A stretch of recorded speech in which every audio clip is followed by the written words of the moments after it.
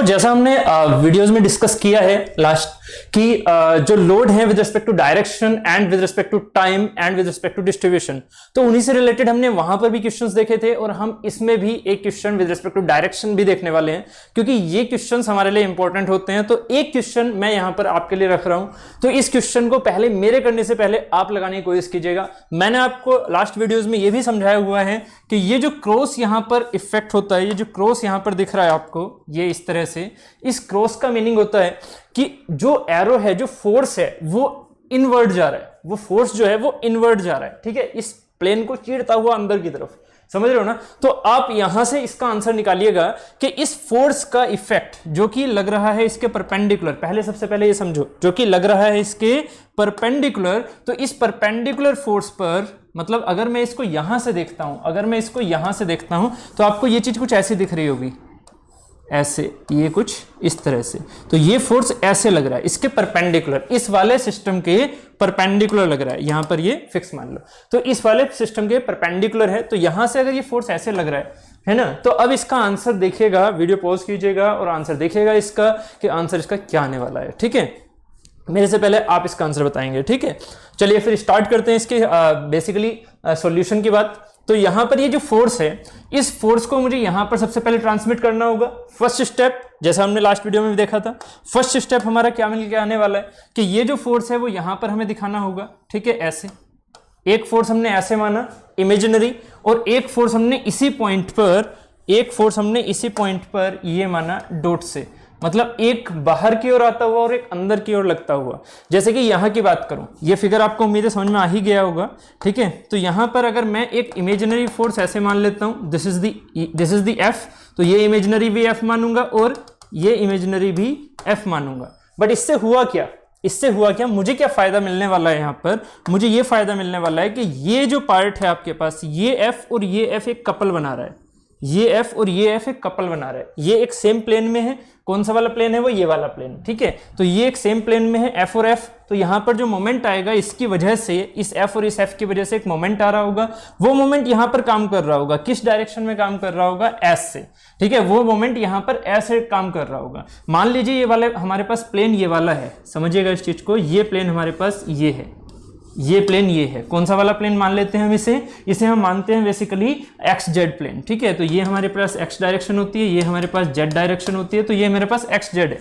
Y वाला plane है हमारा ये ऊपर, वाई डायरेक्शन है हमारी ऊपर, ठीक है। तो एक्स जेड प्लेन में आपको क्या दिख रहा है कि मोमेंट ऐसे जा रहा है, मतलब मोमेंट को जो हम दिखाते हैं वो ऐसे दिखाते हैं, इसमें जा रहा है और बाहर की तरफ आ रहा है ऐसे, ठीक है। ये जो लाइन होगी ये अंदर की तरफ जा रही है और बाहर की तरफ निकल के आ रही है इस पॉइंट के अबाउट, ठीक है। जैसे कि यहां पर दिख रहा है आपको कि ये जो आप फिगर दिखाएंगे इसमें, ठीक है, मैं अलग कलर से यूज कर लेता हूं, ये जो फिगर दिखाएंगे इसमें मोमेंट आप कैसा दिखाएंगे, इधर की ओर से लगता हुआ इस प्लेन में और ऐसे जाता हुआ अंदर की ओर। कौन से वाले प्लेन में, जो ये प्लेन आपको दिख रहा है, कौन सा वाला प्लेन, जो ये प्लेन आपको दिख रहा है, ठीक है, ये प्लेन कौन सा वाला प्लेन है, ये हमारा एक्स जेड वाला, ये कौन सा प्लेन है, एक्स जेड वाला। तो इस थिंकिंग को, इस इमेजिनेशन को आपको देख के चलना होगा, क्योंकि अगर ये थिंकिंग आप नहीं कर रहे हो और अगर आपके पास कोई भी डाउट किसी भी तरह का रह जाता है, कुछ और आपको समझना है इस चीज में, तो आप ऐप पर जाकर क्वेश्चन कर सकते हो बिल्कुल बेझिझक, ठीक है।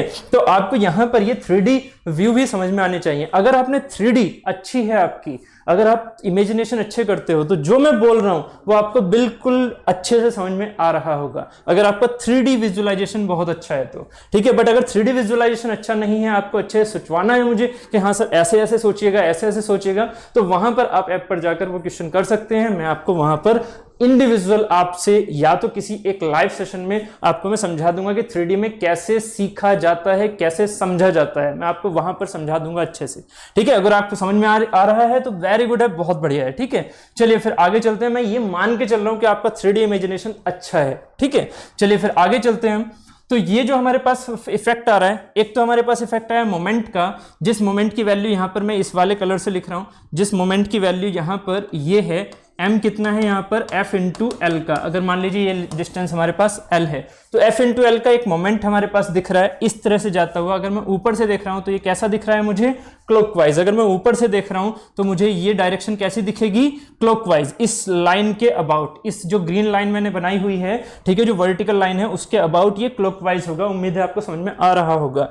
अब इसी क्लॉकवाइज के इफेक्ट को जैसे फोर्स ट्रांसमिट होता है, जैसे फोर्स की ट्रांसमिसिबिलिटी इक्वेशन होती है, इसी हिसाब से ट्रांसमिसिबिलिटी इफेक्ट होता है, इसी हिसाब से मोमेंट का भी होता है कि मोमेंट अगर यहां पर आपने लगा रखा है प्योर मोमेंट, तो वो प्योर मोमेंट हमारा यहां पर पॉइंट मोमेंट, तो वो पॉइंट मोमेंट हमारा यहां पर भी ट्रांसमिट हो सकता है। हम उसका सिर्फ और सिर्फ यहीं पर इफेक्ट नहीं, हम यहां पर भी दिखा सकते हैं। तो इसी को हम बोलते हैं transmissibility of the load. Load में ये हमारा ट्रांसमिसिबिलिटी किसका है? कपल का। और अगर हमारा कपल इधर की तरफ ट्रांसमिट होता है तो उसे हम बोलते हैं प्योर मोमेंट। प्योर मोमेंट या तो वो प्योर बेंडिंग मोमेंट होगा या फिर वो प्योर ट्विस्टिंग मोमेंट होगा। प्योर ट्विस्टिंग मोमेंट या प्योर बेंडिंग मोमेंट का मैं अलग से आपको थोड़ा सा एक फिगर बना देता हूं। अगर यहां पर मैं m लगाता हूं, एक बेंडिंग मोमेंट कैसा? Point moment. कल हमने समझा हुआ था ये लास्ट वीडियोस में अच्छे से कि पॉइंट मोमेंट क्या होता है। इस पॉइंट मोमेंट को क्योंकि मैं थ्रू आउट द लेंथ यहां पर और कुछ एक्स्ट्रा चीजें नहीं लग रही हैं, तो इसी m को मैं यहां पर भी मान सकता हूं, इसी m को मैं यहां पर भी मान सकता हूं। इसी इफेक्ट को हम बोलते हैं ट्रांसमिसिबिलिटी ऑफ द फोर्स। जैसे हुआ करता था ऐसे ही हमारे पास कपल हुआ करता है, लोड हुआ करता है, ठीक है। और यहीं पर हम ये बोल सकते हैं कि थ्रू आउट द लेंथ इस m को अगर हम सेम मान के चल रहे हैं तो इसको हम एक टर्म यूज करते हैं प्योर मोमेंट। इसके लिए हम एक टर्म यूज करते हैं प्योर मोमेंट। याद रखिएगा प्योर वर्ड इसलिए होता है अगर हमारी through out the length moment की वैल्यू कांस्टेंट हो तो वहां पर हम प्योर वर्ड यूज करते हैं।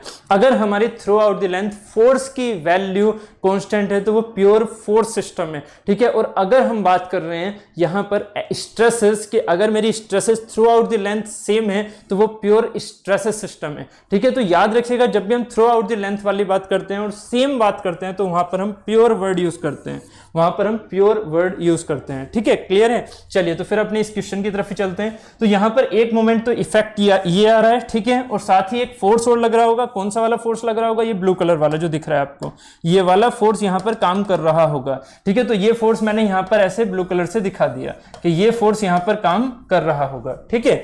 तो इस फोर्स की वजह से और इस मोमेंट की वजह से, तो ये जो मोमेंट है, ये जो आपको यहां पर इस कलर में मोमेंट दिख रहा है, तो ये मोमेंट हमारे पास जो क्लॉकवाइज मोमेंट था, ये वाला जो क्लॉकवाइज मोमेंट था, इस क्लॉकवाइज मोमेंट को मैं यहां पर लेके जा सकता हूं। अभी हमने लॉ ऑफ ट्रांसमिसिबिलिटी समझा था, तो कपल की जो ट्रांसमिसिबिलिटी है वो ऐसे हो जाएगी। तो एफ हमारे पास, सॉरी एम हमारे पास कितना आ रहा है? एफ इंटू एल का, सेम, इसमें कोई इश्यू नहीं है। इस लाइन से हमारे पास ये जो कपल की वैल्यू आ रही है, जो मोमेंट की वैल्यू आ रही है, यहां पर पहुंच जाएगी, ठीक है। ये बात यहां तक क्लियर है। 3D अगर दिक्कत हो रही है तो पूछ लीजिएगा, ठीक है। तो यहां पर अगर 3D समझ में आ रही है तो कोई दिक्कत नहीं होगी आपको, ठीक है। 3D अगर समझ में आ रहा है तो कोई दिक्कत नहीं होने वाली। तो m equal to F L हो गया। यहां पर ये भी मोमेंट हमारा ऐसे ही दिखेगा, इधर से निकलता हुआ इधर की ओर जाता हुआ, है ना, इस पॉइंट के अबाउट। तो ये हो गया हमारे पास f इंटू एल का फिर से मोमेंट। ये मोमेंट इसके लिए कैसा होगा? कल हमने समझा था, लास्ट वीडियो में हमने समझा था, f इंटू एल का अगर हमने ये देखा है तो ये एफ एल का इसके लिए क्या होगा? Bending effect. इसके लिए क्या होगा? ये बेंडिंग इफेक्ट। तो मैं यहां पर इफेक्ट भी लिख रहा हूं, ये मेरे लिए हुआ बेंडिंग इफेक्ट, ठीक है। इस वाले एफ एल का, इस कलर में जो मैंने लिखा हुआ है, ठीक है। और दूसरा इफेक्ट है मेरे इस एफ का। कौन से वाले एफ का? ये जो फोर्स लग रहा है, इस फोर्स की वजह से यहां पर क्या होगा? एफ जो इस वाली पर्टिकुलर, इसे बार मान लीजिएगा 1, इसे मान लीजिए 2, इसे मान लीजिए 3। तो इस 2 के लिए ये एफ जो है ये ट्रांसवर्स फोर्स है। समझो जरा, इमेजिन करो भाई, बैठ जाओ ना, आप तो इमेजिन कर सकते हो, आप यहां पर बैठ जाओ, ठीक है। और जैसे ही आप यहां पर बैठोगे देखोगे ये एफ क्या लग रहा है? ये एफ एक ट्रांसवर्स फोर्स है। किसके लिए? इस 2 बार के लिए। तो अगर एक 2 बार पर ट्रांसवर्स फोर्स लग रहा है तो वो बेंडिंग ही तो क्रिएट करेगा ना भाई। समझा था ना लास्ट में कि ये बेंडिंग क्रिएट करेगा। तो कितने की क्रिएट करेगा? यहां पर एफ एल की। तो एफ एल का यहां बेंडिंग इफेक्ट आएगा। कैसे आएगा? आप इस एफ का इफेक्ट यहां लेके चल रहे हो, तो मैं इसे अलग कलर से यूज कर लेता हूं। इस एफ का इफेक्ट आप यहां लेके चल रहे हो, मान लीजिए इससे। तो आप क्या करोगे? पहले एक इमेजिनरी एफ ऐसे फोर्स लगाओगे, एक इमेजिनरी एफ ये फोर्स लगाओगे, ठीक है। अब यहां पर ध्यान दीजिएगा कौन कौन सा इफेक्ट यहां पर मिलने वाला है, हमें कौन कौन सा इफेक्ट मिलने वाला है, इसको देखिएगा यहां पर, इसको देखिएगा यहां पर, इस कलर से ले लेते हैं। इसको देखिएगा यहां पर कि ये जो एफ है, ये जो एफ है और ये जो एफ है, ये कपल बना रहे हैं। ये जो एफ है और ये जो एफ है, ये कपल बना रहे हैं। कौन से वाले प्लेन में कपल बना रहे हैं? वाई एक्स प्लेन में। वाई एक्स प्लेन में ये कपल बना रहे हैं। तो ये जो एफ है और ये एफ है, इसकी वजह से क्या मिलने वाला है हमें? इसकी वजह से मिलने वाला है कपल। और इस एफ की डायरेक्शन के हिसाब से सोचो, इस एफ की डायरेक्शन ऐसे आ रही है ना, तो यहां पर कैसे कपल आएगा? ऐसे। तो ये इस वाली 1 बार के लिए कैसा होगा? ट्विस्टिंग। जरा देखो यहां पर, ये ऐसे जाएगा, इस कलर को चेंज कर लेते हैं, ये ऐसे जाएगा यहां पर, ठीक है, इसे मैं ब्लू से दिखा देता हूं क्योंकि मैं ब्लू के इफेक्ट को देख रहा हूं यहाँ पर। तो ये चीज हो गई यहाँ पर ऐसे अंदर की ओर जाती हुई और बाहर की ओर यहां से आता हुआ। तो डॉट इस पॉइंट के अबाउट ये क्रॉस आएगा, मतलब अंदर की ओर जाती हुई डायरेक्शन, और ऐसे निकल के आ रही है मोमेंट की डायरेक्शन। तो ये जो मेरा ब्लू वाला कलर का मोमेंट है, इसको मैं क्या बोलूंगा, ट्विस्टिंग इफेक्ट। किसके लिए ट्विस्टिंग इफेक्ट हो रहा है भाई, ये किसके लिए हो रहा है, ये 1 बार के लिए हो रहा है। ट्विस्टिंग इफेक्ट किसके लिए हो रहा है, 1 बार के लिए, क्योंकि मुझे फाइनल आंसर चाहिए इस पॉइंट पर क्या इफेक्ट है। ठीक है, तो यहां पर मैं क्या क्या कर रहा हूं, यहां पर मैं एलिमिनेट करता चल रहा हूं। जैसे हमने समझा था लास्ट वीडियो में लीवर एंड रोड का कॉन्सेप्ट, ऐसे ही यहां पर हम कॉन्सेप्ट समझ रहे हैं। हम लीवर को हटाया, 3 को हटाया, 3 का इफेक्ट यहां देखा, फिर 2 को हटा रहे हैं, 2 का इफेक्ट यहां देख रहे हैं, फिर इसको हटाएंगे, यहां पर देखेंगे। ठीक है, तो फाइनल हमारे पास अभी क्या क्या दिख रहा है, एक तो दिख रहा है ये ट्विस्ट, ये वाला कपल, एक दिख रहा है ये कपल, और साथ ही एक फोर्स और रह गई है, और वो फोर्स यहां पर इस ब्लू कलर वाली फोर्स यहां दिखेगी। इसे मैं अलग कलर से लेके चल रहा हूं, जो मैंने कलर यहां यूज किया था। तो इस वाले कलर वाली जो ये फोर्स बची है, कौन सी वाली फोर्स बची है भाई, ये क्रॉस दिखेगा, कौन सी वाली फोर्स बची है, वो ये वाली फोर्स बची है। ठीक है, तो ये फोर्स यहां पर आपको दिख रही है, क्लियर है। ठीक है, तो ये फोर्स है, ये मोमेंट है, और ये हमारे पास मोमेंट है। जो ब्लू कलर वाला है वो ट्विस्टिंग मोमेंट है, जो ये कलर का है रेड कलर में वो हमारा बेंडिंग मोमेंट है, और साथ ही एक ट्रांसवर्स फोर्स बची हुई है यहाँ पर। ठीक है, तो उम्मीद है यहाँ तक ये चीजें समझ में आ गई होंगी। अब हमारे पास जो आउटकम बचा है वो ये बचा है। अब जो हमारे पास आउटकम बचा है वो ये बचा है, ध्यान से समझिएगा। ये हमारे पास बार हो गई। ठीक है, तो मैं इसका इफेक्ट को दिखा देता हूँ। इसका इफेक्ट कैसे लग रहा होगा, ऐसे। तो ये चीज यहाँ पर जो इस कलर से दिखा रहा हूँ मैं, बेसिकली मैं ब्लू कलर से दिखा देता हूं इसे। तो ब्लू कलर वाले के इफेक्ट को दिखा रहा हूं, ब्लू कलर वाले के इफेक्ट को, वो दिख रहा होगा कुछ ऐसा। ये क्या है मेरा, ये इस वाले पॉइंट के हिसाब से ट्विस्टिंग है।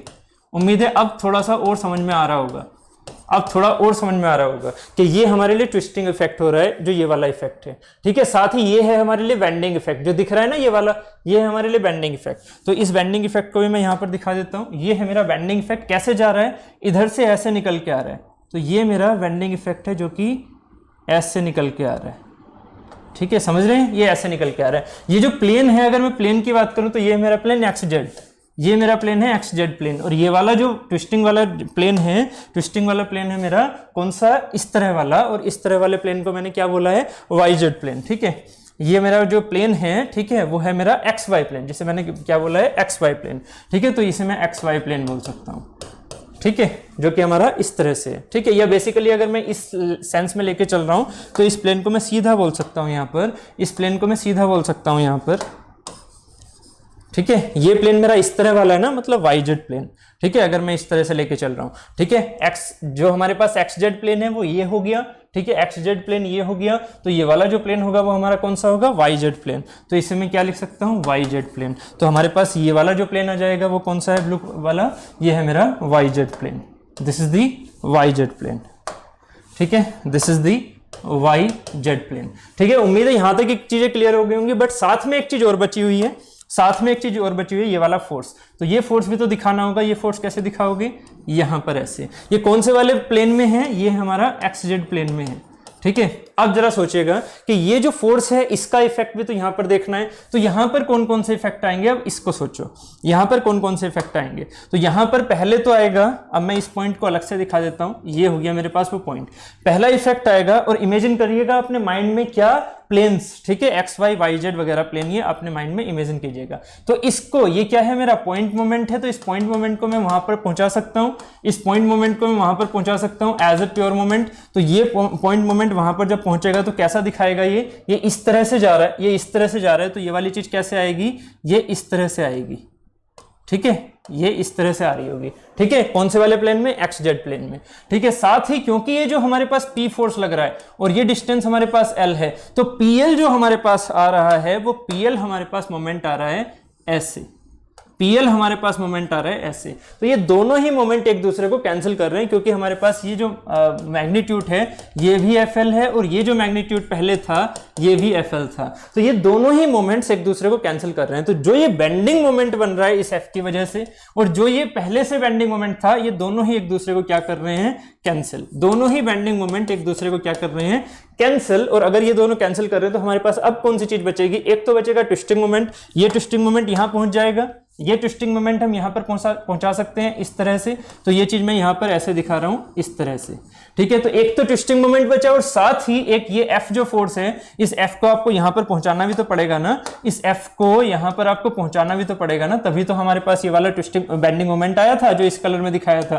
तो ये जो बेंडिंग मोमेंट प्रोड्यूस हो रहा था साथ में एक F भी तो लेके चलेगा ना ये, क्योंकि आपको मैंने ये समझाया हुआ है लास्ट वीडियो में कि एक फोर्स हमारा जब किसी दूसरे पॉइंट पर ट्रांसमिट होता है तो वहां पर एक फोर्स होता है, और लाइन ऑफ एक्शन पर अगर ना हो, ये लाइन ऑफ एक्शन इसकी ऐसे जा रही है, लाइन ऑफ एक्शन पर अगर नहीं होता है, किसी और पॉइंट पर होता है, तो वहां पर एक फोर्स होगा और एक कपल होगा। तो कपल तो मैंने यहां पर दिखा दिया था बेंडिंग मोमेंट, फोर्स और दिखाना होगा, तो फोर्स को भी आप नेग्लेक्ट नहीं कर सकते हैं, फोर्स को भी दिखाना होगा। मैं अलग कलर से दिखा रहा हूं, येलो कलर से। तो दो चीजें तो कैंसिल हो चुकी हैं इसमें, अगर आप मेरे सीक्वेंस को समझ रहे होंगे तो बिल्कुल समझ चुके होंगे। दो चीजें यहां पर कैंसिल हो चुकी हैं, ये दोनों। बचा क्या है? फाइनल। बचा फाइनल क्या है? मैं फाइनल फिगर को मैं यहां लिख देता हूं इस तरह से। बचा फाइनल क्या है इसके ऊपर? इसके ऊपर बचा है एक तो ट्विस्टिंग मोमेंट, ये वाला, ठीक है, और एक बचा है यहां पर ये येलो कलर वाला ट्रांसवर्स फोर्स, ये येलो कलर वाला ट्रांसवर्स फोर्स। तो आंसर यहां पर क्या होने वाला है? आपका आंसर होने वाला है force F and twisting moment FL। Force F and twisting moment FL is the right answer. अब देखिए यहां पर क्या हुआ है, जरा बहुत ही ध्यान से। ये जो 5 से 10 मिनट हमने डिस्कशन किया है, इस 5 से 10 मिनट के डिस्कशन में इंपॉर्टेंट क्या है? आपकी 3D इमेजिनेशन। अगर आपको 3D इमेजिनेशन नहीं आती है तो ऐप पर जाओ, क्वेश्चन लिखो, ठीक है, मेरे से बात करो, ठीक है, और जो 3D इमेजिनेशन है उसको हम ऑन द लाइव सेशन समझेंगे।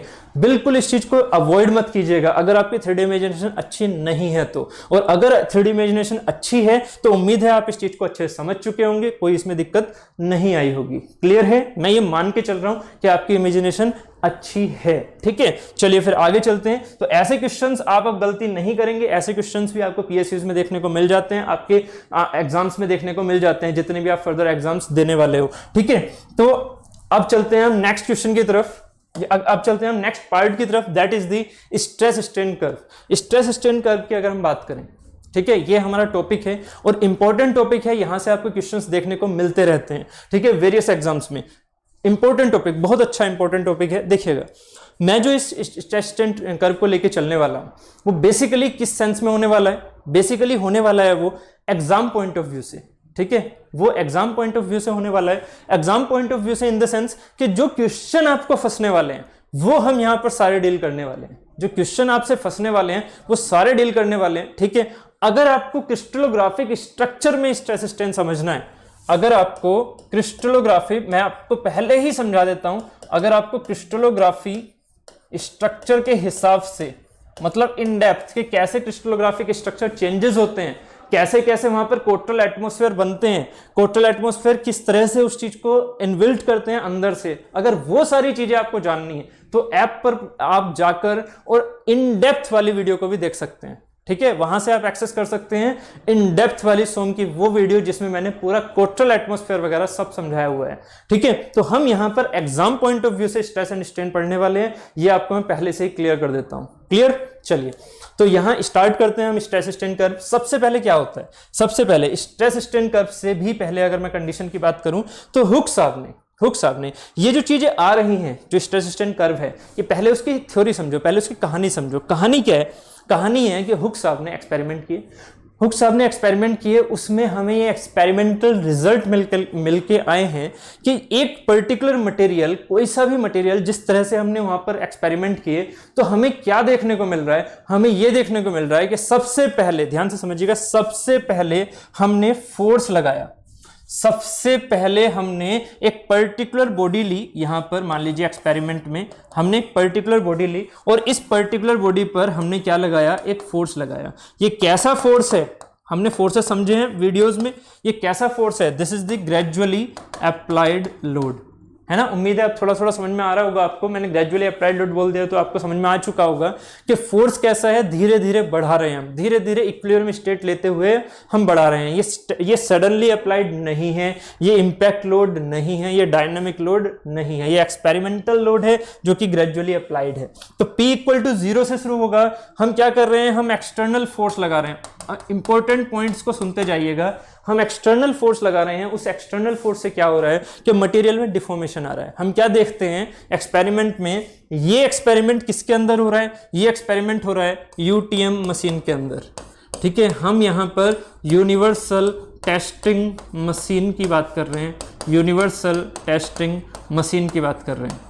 याद रखिएगा, इसके लिए एक क्वेश्चन जो बन के आने के चांसेस रहते हैं हमारे जो डायरेक्ट एग्जाम्स होते हैं उनमें, कि जो हमारे पास L/D रेशियो होता है, ठीक है, जो हमारे पास L length y diameter ratio होता है स्पेसिमेन का, ये मेरा क्या है, ये है मेरा स्पेसिमेन, ये क्या है मेरा स्पेसिमेन जिसको मैं एक्सपेरिमेंट कर रहा हूँ। एक पर्टिकुलर मटेरियल का है, एक पर्टिकुलर मटेरियल है, उसका ये स्पेसिमेन है, और स्पेसिमेन का याद रखिएगा L/D रेशियो होता है फिक्स, जो कि हम लेते हैं स्टैंडर्ड 4, जो कि हम स्टैंडर्ड लेते हैं 4। L/D ratio is the 4। तो अगर स्पेसिमेन की लेंथ आपने 4 mm रखी है या 4 सेंटीमीटर रखी है, तो डायमीटर उसका कितना होगा, 1 सेंटीमीटर। डायमीटर कितना होगा, 1 सेंटीमीटर। ये चीज़ याद रखिएगा, ठीक है। ये L/D रेशियो होता है, जो कि स्पेसिमेन का यूनिवर्सल टेस्टिंग मशीन में हम अप्रोक्सीमेटली कांस्टेंट लेते हुए चलते हैं, और जिसकी वैल्यू होती है 4, ठीक है। उसके बाद अगर मैं यहाँ पर बात करता हूँ, ठीक है, अगर मैं वो नेक्स्ट आगे की तरफ बात करता हूँ, तो यहाँ पर आपको क्रिस्टलोग्राफिक स्ट्रेस स्ट्रेन कर्व में सबसे पहले जब हुक साहब ने इस पर एक्सपेरिमेंट किया, तो आपने क्या अप्लाई किया, आपने अप्लाई किया फोर्स, आपने अप्लाई किया फोर्स, जिसे हम P बोल रहे हैं, एक्सटर्नल फोर्स। और ये जब अप्लाई आपने किया एक्सटर्नल फोर्स, तो आपने साथ में स्ट्रेन डिफॉर्मेशन कोड देखा। डिफॉर्मेशन, क्योंकि मैंने आपसे बोला है कि ये हमारे लिए क्या होते हैं, रियल सॉलिड्स। तो रियल सॉलिड्स पर अगर जरा सा भी आप फोर्स लगाओगे, जरा सा भी, कितना भी माइन्यूट क्यों ना फोर्स लगाओ, उसमें आपने डिफॉर्मेशन कर चुके हैं। हाँ, वो डिफॉर्मेशन ही बहुत माइन्यूट वैल्यू का होता है, जो कि आपको दिखता नहीं है। तो जो ये हमारे पास रियल सॉलिड में डिफॉर्मेशन है, उस डिफॉर्मेशन को हमने डेल्टा मान के इधर की ओर प्लॉट किया, और जितना हम फोर्स लगा रहे हैं वो इधर की ओर प्लॉट कर रहे हैं। तो यहां पर हुक साहब ने क्या देखा, अब समझिएगा। उन्होंने जो एक्सपेरिमेंट किया वो किसके ऊपर किया, माइल्ड स्टील की एक रोड पर, माइल्ड स्टील के स्पेसिमेन पर। और उन्होंने ये देखा कि जैसे जैसे मैं फोर्स को बढ़ा रहा हूं, मैं क्या देखता हूं कि इसका डिफॉर्मेशन भी बढ़ रहा है। डिफॉर्मेशन कैसे मेजर कर रहे हो, अपनी स्ट्रेन गेज वगैरह से, ठीक है। हमारे एक्सपेरिमेंटल हमारे पास इंस्ट्रूमेंट है, हम उनसे सीधा डिफॉर्मेशन यूज कर रहे हैं, डिफॉर्मेशन कैलकुलेट कर रहे हैं, और साथ ही फोर्स हम अप्लाई कर रहे हैं। तो ये दोनों चीजें हमारे लिए क्या है, मेजरेबल हैं, कि हम उन्हें मेजर कर सकते हैं। तो फोर्स जैसे जैसे बढ़ा रहे हैं, हम क्या देख रहे हैं, डिफॉर्मेशन बढ़ रहा है। फोर्स जैसे जैसे बढ़ा रहे हैं, हम क्या देख रहे हैं, डिफॉर्मेशन बढ़ रहा है। तो यहां पर जैसे जैसे फोर्स बढ़ेगा वैसे वैसे डिफॉर्मेशन बढ़ेगा। याद रखिएगा, जैसे जैसे फोर्स बढ़ेगा वैसे वैसे डिफॉर्मेशन बढ़ेगा। अब यहां से कुछ जो थ्योरीज होती हैं, ठीक है, जैसे चाहे आपको कॉलेज में ही पढ़ाया जाता है, तो कॉलेज में भी आपको सीधा ये पढ़ाया जाता है, स्ट्रेस प्रोपोर्शनल टू स्ट्रेन, ऐसे पढ़ाया जाता है। और आपने एक चीज पढ़ी है, याद होगा आपको, y प्रोपोर्शनल टू x, जिसमें x क्या होता है, इंडिपेंडेंट वेरिएबल। ये चीज आपने पढ़ी है, इंडिपेंडेंट वेरिएबल। इसका मतलब क्या हुआ कि अगर मैं x को अपनी मर्जी से चेंज करूं, तो y उस पर डिपेंड हो रहा है। जैसे कि आपको याद होगा v = IR, याद है, v = IR, ठीक है। V = IR, हमने ये रिलेशन पढ़ा हुआ है, ठीक है। तो यहां से अगर मैं R, भाई इलेक्ट्रिकल का रिलेशन है ना, सारी चीजें हमें पता है, हम इंजीनियर हैं, हमें पता है कि यार अगर करंट वोल्टेज अगर हम प्रोवाइड करेंगे तभी तो कुछ ना कुछ करंट प्रोड्यूस हो रही है, ये हमें पता है। वोल्टेज विदाउट प्रोवाइड किए आप करंट प्रोड्यूस कर सकते हो। बैटरी में क्या अपने आप ही करंट फ्लो होती रहेगी, जब तक आप उसमें जो वायर लगा रहे हो उसमें वोल्टेज डिफरेंस क्रिएट ना करो। बैटरी के जो पोल हैं उनसे एक वायर अगर लगा रहे हो, तो वोल्टेज डिफरेंस पहले क्रिएट हुआ उनके वायर के एंड पर, तभी तो उसमें करंट फ्लो हुई। अगर वोल्टेज डिफरेंस क्रिएट नहीं करा के आप करंट प्रोड्यूस करते, तो हर एक वायर में पहले से ही करंट मौजूद होती, हर एक वायर में पहले से ही करंट मौजूद होती। जरा इस सेंटेंस को समझो, ठीक है। तो किसी भी एक अकेले वायर में क्या करंट मौजूद है, नहीं ना। आपने उस वायर को जब बैटरी के टर्मिनल्स पर लगाया, तो उसमें आपने पहले क्या किया, पोटेंशियल डिफरेंस क्रिएट, और उस पोटेंशियल डिफरेंस की वजह से क्या हुआ, इलेक्ट्रॉन फ्लो हुए, तो तब करंट प्रोड्यूस हुई। तो जरा सोचिएगा, अगर मैं आपसे कहता हूं V = IR, तो आपने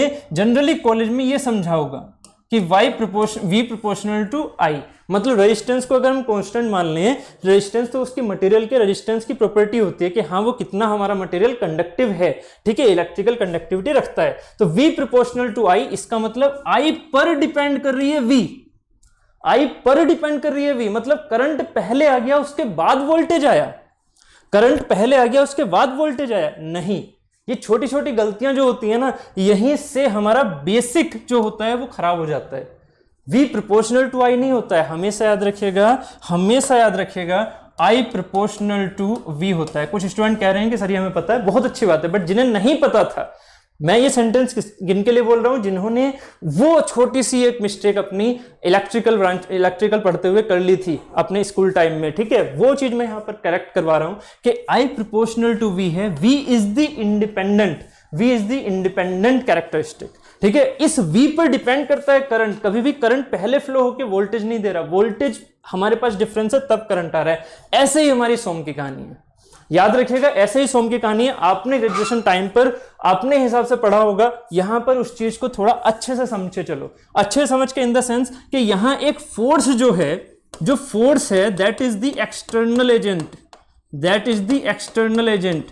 आपके हाथ में क्या है, आपके हाथ में है फोर्स, आप फोर्स को चेंज कर सकते हो, आप फोर्स को चेंज कर सकते हो। इसका मतलब फोर्स क्या है, इंडिपेंडेंट वेरिएबल, जबकि डिफॉर्मेशन क्या है, विदाउट फोर्स डिफॉर्मेशन आ सकता है, विदाउट फोर्स डिफॉर्मेशन आ सकता है क्या? इमेजिनरी वर्ड में जी रहे हो क्या?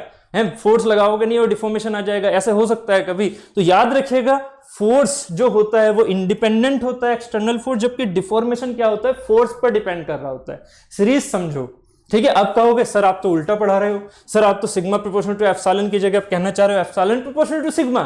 भाई यही तो बारीकी है, यही तो कॉन्सेप्ट्स होते हैं सोम में कि आपको डेल्टा प्रोपोर्शनल टू पी है, मतलब सबसे पहले आप एक्सटर्नल फोर्स लगाओगे, उससे क्या आएगी, डिफॉर्मेशन, और डिफॉर्मेशन से क्या आएगा, internal resisting force. Internal resisting force से आती है हमारी स्ट्रेस, इसलिए स्ट्रेस जो है वो हमारी प्रोपोर्शनल है इस डिफॉर्मेशन के, वो हमारी प्रोपोर्शनल है इस डिफॉर्मेशन के। अभी थोड़ी सी समझ में आएगी आपको बातें, मैं आगे यहां पर लिख देता हूं, ठीक है। इस चीज को हम अलग से लिख लेते हैं, एकदम अच्छे से याद रखिएगा।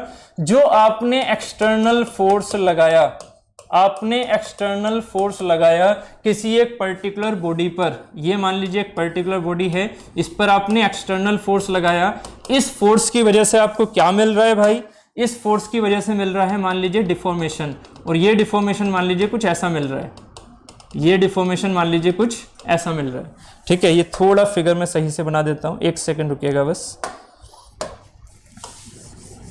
यहां पर अगर मैं बात कर रहा हूं, यहां पर अगर मैं बात कर रहा हूं तो ये चीज देखिएगा, ये है हमारे पास एक सिलेंड्रिकल ट्यूब, ठीक है, ऐसे हमने मान ली, ठीक है। और यहां पर जो आफ्टर डिफॉर्मेशन ये कुछ ऐसे हो गया, आफ्टर डिफॉर्मेशन ये कुछ हमारे पास ऐसे हो गया। आपने इस पर फोर्स स्टार्टिंग में लगाया था, आपने इस पर फोर्स स्टार्टिंग में लगाया था, मान लीजिए ये P फोर्स लगाया था आपने स्टार्टिंग में, तो ये जो जीरो फोर्स लगाया था, जीरो से आप P फोर्स तक लेके गए, जीरो से आप P फोर्स तक लेके गए, तो जीरो से P फोर्स जाने में आपको डिफॉर्मेशन कितना मिल रहा है, जीरो से P फोर्स जाने में डिफॉर्मेशन मिल रहा है इतना, ठीक है। तो ये दोनों साइडों से मैंने डिफॉर्मेशन दिखा रखा है। तो जरा सोचिएगा कि जब आप एक्सटर्नल फोर्स लगाते हो, एक्सटर्नल फोर्स मान लीजिए P, एक्सटर्नल फोर्स से आपको क्या मिला, सीक्वेंस समझो, एक्सटर्नल फोर्स से क्या मिला आपको, डिफॉर्मेशन। सबसे पहले डिफॉर्मेशन नहीं है, पहले क्या है, एक्सटर्नल फोर्स, उससे क्या मिला, डिफॉर्मेशन।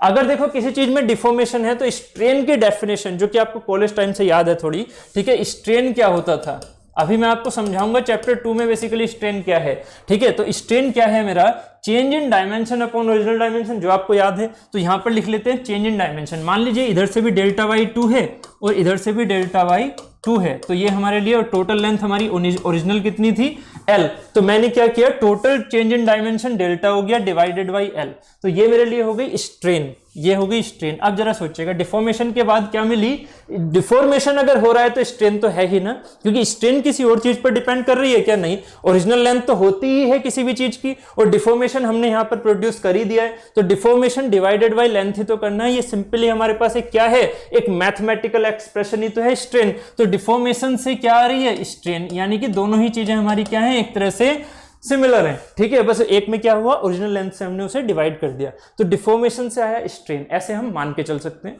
डिफॉर्मेशन से आया स्ट्रेन। अब स्ट्रेन से क्या आएगा, स्ट्रेन से आता है हमारा इंटरनल रेजिस्टिंग फोर्स। जब बॉडी में स्ट्रेन आना शुरू हो गया, जब बॉडी में डिफॉर्मेशन आना शुरू हो गया, तो आप एक बात बताइएगा, हमेशा जो मैं ये वर्ड बोल रहा हूं इसको हमेशा याद रखिएगा, दैट इज द स्टेबिलिटी। हमारा पूरा संसार, हमारा पूरा वर्ल्ड एक ही चीज पर टिका हुआ है, दैट इज द स्टेबिलिटी।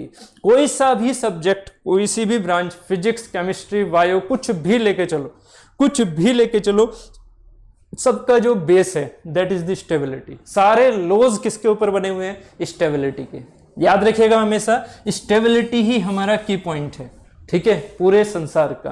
तो यहां पर जब स्टेबिलिटी की बात आ रही है तो जरा सोचिएगा कि ये जो हमारे पास फोर्स लग रहा है इसके ऊपर, येलो कलर में हमारा ओरिजिनल शेप है, तो ओरिजिनल शेप में फोर्स लगा, ब्लू कलर में हमारा ये डिफॉर्म शेप जा रहा है, तो क्या मटेरियल अपने आप को ओरिजिनली स्टेबल नहीं करना चाहेगा? अगर फोर्स हट रहा है तो जरा सोचिएगा, फोर्स जैसे ही थोड़ा सा हम बढ़ा रहे हैं, मतलब जो स्टार्टिंग में फोर्स लगाया था उससे और एक्स्ट्रा फोर्स लगा रहे हैं, तो जरा सोचिएगा कि जिस टाइम पर फोर्स यहां लगा हुआ है उस टाइम पर तो मटेरियल चलो उस कंडीशन में है, बट जैसे ही फोर्स हटेगा मटेरियल क्या चाहेगा? अपने आप को रिगेन करना। ये जो चाहत है, क्या ये फोर्स हटने के बाद ही आ रही है?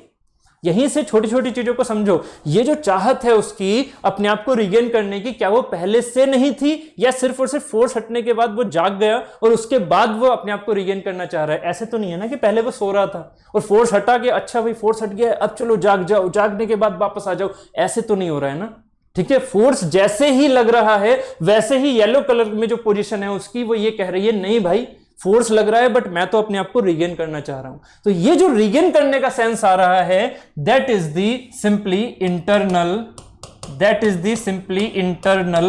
Resisting force, that is the simply internal resisting force. उम्मीद है आपको यहां से समझ में आ रहा है। जिस चीज को जनरली कॉलेज टाइम पर या फिर पर्टिकुलर जब हम पढ़ रहे होते हैं तब हम इस चीज को अवॉइड कर देते हैं, तो इस चीज को अवॉइड नहीं करना, यही सबसे इंपॉर्टेंट पार्ट है, ठीक है। तो अब जब स्ट्रेन से हमने इंटरनल रेजिस्टिंग फोर्स निकाला, मतलब स्ट्रेन अगर आ रही है, डिफॉर्मेशन अगर बॉडी में है, अगर बॉडी में डिफॉर्मेशन है तो 101% ड्यू टू स्टेबिलिटी उसके अंदर इंटरनल रेजिस्टिंग फोर्स डेवलप हो रहा है।